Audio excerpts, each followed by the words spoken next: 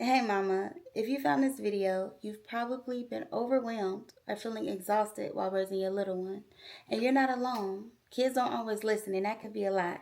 So if you find yourself dealing with big emotions, big energy, or questioning and wondering about ADHD, then this video is for you. Let's work together and make this process much easier. Let's jump in. So let's take a minute, discuss why we're here. We always have help for the children, but who checks on the parents? And at times, we are so used to catering to our children. We are so used to making life work for them that we forgot that we matter. Okay? Simple tasks as getting up in the morning and going out that front door because you're on your last point at work and you don't want to lose your job because you could be carrying the whole household on your shoulders. And the little one doesn't understand that importance, but you do. So there's a couple steps that play off in the background that we can take so that when those moments come, we're not stressed out. So the first thing I noticed was the more lenient I was, the more non-compliant he was, okay? There has to be structure, there has to be organization and boundaries put in place. These children will challenge you, and they will learn quickly what they can do to get you to do what they want you to do. Whole time, that was our mission. You understand? It's funny how manipulating these little ones can be. But we ain't know that this was true to this. So I advise coming up and learning what makes your kid operate, right? My kid, I know what he loves. He loves screen time. He loves to go outside. He loves to have fun. He loves to watch his favorite shows. Like, these are things most kids enjoy. You need to have what I call quick takeaways on standby. So as soon as you're trying to get out that door and you're like, hey, come on, let's hurry up, and they're arguing and they want to play with this toy and they want to do this and pack and pick up this snack and do all of these things, try your best. And it's going to take time. Try your best to stay focused and calm and say, you have 20 seconds to get to this store. And if you are not here in those 20 seconds, I'm taking away TV for a week. Now, you cannot say that and not take away the TV for the week. And that's what I used to do. Because let's be real, TV used to be my babysitter. TV used to give me 30 minutes, 30 to 45 minutes to myself to breathe after a long day's work. We really don't want them losing the TV. Honestly, we don't. But you know what? If I have to swap out TV time for reading time, I'm going to do that because in a week from now, when I say let's get to this door, he's at that door, I'm off to work, and I still have a job, and everybody's on time. Because 9 times out of 10, you did your part. You woke up 2 hours early. You prepared. You packed the food. You folded the clothes. You did everything, all the things, and guess what? You were still late because you had to continuously repeat yourself. Children learn by habit. Now, I know, you probably like, my child don't listen. It don't matter how many times I tell him. Trust me. My child has ADHD, okay? You know what that's like in real life for us? That means you being at work and getting a phone call that your child did X, Y, and Z and needs to be picked up. Or you getting a phone call saying, hey, you will have to find other preparations for your child because he can no longer be in here, be in this classroom. What that looks like for us is, I don't have anybody else to pick him up. I'm at work. Can you please get me to the end of the day? No. That's what that looks like for us. We are in this together. And trust and believe that your child is not the odd one. It's the one of many. I stressed myself out in the beginning not knowing what to do. I mean, I tried everything. Yoga. I tried going on walks. I tried taking away screens. I tried all the healthy foods you could think of. Nothing was working. Is there anything that I could do to help my child have an easier day at school, learn, get better grades, and control his emotions so he doesn't end up with low self-esteem from always being yelled at or redirected or feeling less than? So you know what I did? I booked an appointment. And I know most of you guys are like, no, I ain't doing that. I'm not putting my baby on the medication. And that's okay. This is not a video to tell you what you should do. This is just helpful tips. Let's talk about the reasons I did choose to treat my child's ADHD with medication.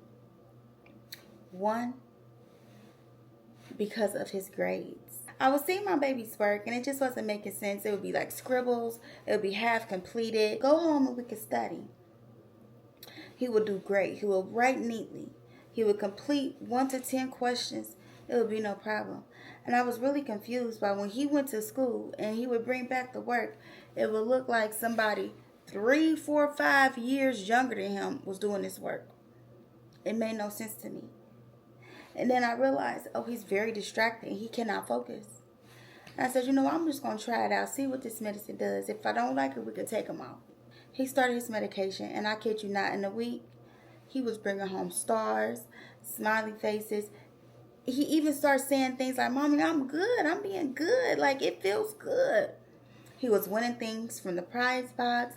He was being acknowledged by the teachers. All kind of things that really promote good behavior. I seen what the medication was doing to his confidence, to his self-esteem. Children who suffer from ADHD that is untreated, whether medically or naturally or organically, tend to end up in prison continuously over their lifetime. That's not my thoughts. Those are facts. I didn't want to run the medication, but being a single mother who worked a lot, I didn't always have the time to do things like in-home schooling or things that required a lot of time that in America, we just don't have the platform for.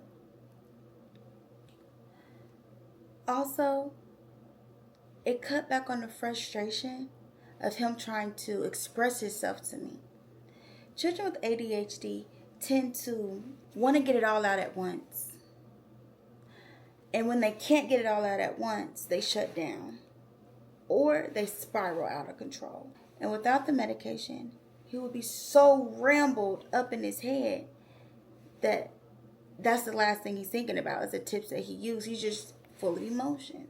So he's able to better communicate with the world. He's able to strengthen his literacy at school and his overall performance in-house and out of the house. Not saying that the medication is for everyone, but it worked for my family. Don't feel bad if you have to. Think of it as if your child has a chemical imbalance up here, and we're comparing them to the niece or nephew that's calm, seems to always listen, and doesn't overreact. We're literally comparing apples and bananas. There's no comparison there. And if there's something that can help your child succeed, and we choose to turn the other way because of stereo statistics, then the problem may lie with you. You'll need to be intentional about how you're going to resolve what's going on. Something's going to have to change because simply yelling, getting frustrated, comparing them to children that just don't have the chemical makeup as them, it's not going to just do damage to your little one, but to you as well. Being overexhausted doesn't only look like screaming at a child. What it looks like is laying in the bed, not able to pay the bills because you're so overexhausted that you can't even find the energy to work, gaining weight because you're eating all the bad foods because you don't even have time to cook. If you do choose this route of medication, it shouldn't be something they're on 7 days a week, 24/7. No, because the body needs a break. But what it should do is help the child through the times where they need it the most. In school, in daycare. I personally give my child breaks on the weekends and throughout the summer. If they're going to a big event, I will go ahead and use the medication as a supporting tool. And I always assure my child that just because you're on this medication does not give you an excuse to show out when you're not. Hold my child accountable. If you end up at a court date and you look that judge in the eyes and say, I forgot to take our medicine today, that judge is going to say, book 'em, boys, with no hesitation. Now, does the medication fix everything? Oh, heck no, it doesn't. Oh, heavens no. No, no, no, no, no, no, no, no. And that's why these tips are going to help fill in that gap. What's important is learning your child. And I know that sounds like common sense. But for some of us that are being pulled in a lot of different directions and dealing with our own mental health issues, it's not so noticeable. Finding out what makes your child react differently. But if I go to a deeper tone and it's serious, my child locks in. If I was to start yelling and getting all out of whack and lose control, he's going to be argumentative. So you need to have a center point. What tone can you use with your child to get them to understand? Usually it's not yelling. They look at that as, oh, she's lost their marbles. Mommy's gone crazy. I broke mommy. I broke mommy. I broke mommy. I don't care about breaking mommy. They just gonna argue. But when you come centered and you say, hey, look me in my eyes. Understand this is what's going to happen if you don't do this. Then they're like, okay. But you have to follow through.